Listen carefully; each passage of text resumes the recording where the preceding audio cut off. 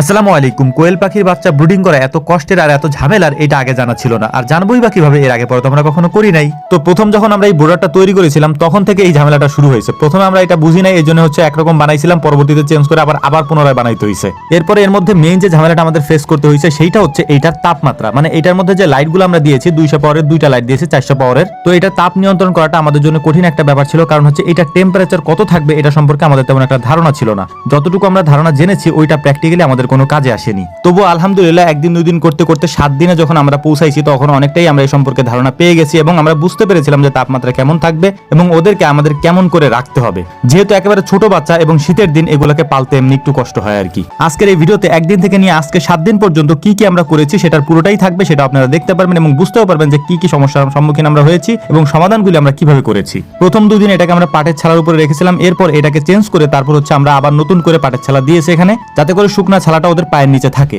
ভিডিওর মাঝখানে আবারও বলে দিচ্ছি, বিসমিল্লাহ এগ্রোর 1 মিলিয়নের এই ফেসবুক পেজ বাদে আমাদের আর কোনো ফেসবুক পেজ নেই, বাকি যেগুলি আছে সবগুলিই ফেক। তো আলহামদুলিল্লাহ প্রথম 3 দিন এটাকে ব্রুডিং করার পর আমরা বুঝতে শিখেছিলাম যে আসলে আমাদের কি করা উচিত। কোয়েল পাখি বলেন, হাঁস বলেন, মুরগি বলেন, যেটারই আপনি ব্রুডিং করতে যান না কেন, সব থেকে বড় সমস্যা যেটা আপনার পড়তে হবে সেইটা হচ্ছে বাচ্চা ফোটার পর থেকে ব্রুডিং শেষ হওয়ার আগ পর্যন্ত সবসময়ের জন্য এই লাইটগুলিকে জ্বালিয়ে রাখার সমস্যাটা। এটা যদি আপনি ঠিকমতো না রাখতে পারেন তাহলে অবশ্যই ব্রুডিং আপনি করতে পারবেন না, যতটুকু আমি এই কদিনে বুঝতে পেরেছি। যেমন ধরেন গত রাত্রে 2টার সময় বিদ্যুৎ চলে গেছে, ওই বিদ্যুৎ আর আসে নাই। রাতে বিদ্যুৎ ছিল না, সকাল 8টার সময় বিদ্যুৎ আসছে। এই যে সময়টা, এই সময়টা যদি লাইটগুলো বন্ধ থাকতো তাহলে এই সময়ের মধ্যেই হচ্ছে এই বাচ্চাগুলি ঠান্ডা লেগে যেত।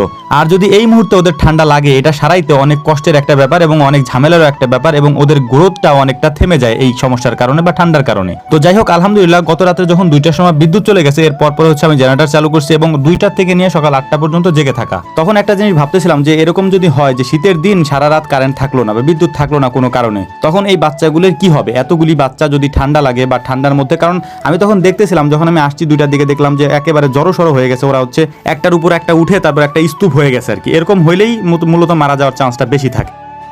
যাই হোক, আপনারা কষ্ট করে আমাদের ইউটিউব চ্যানেলটি সাবস্ক্রাইব করে দিবেন এবং যাদের কোয়েল পাখি, হাঁস, মুরগির ডিম এবং মুরগির বাচ্চার প্রয়োজন তারা অবশ্যই আমাদের টেলিগ্রামে মেসেজ করবেন।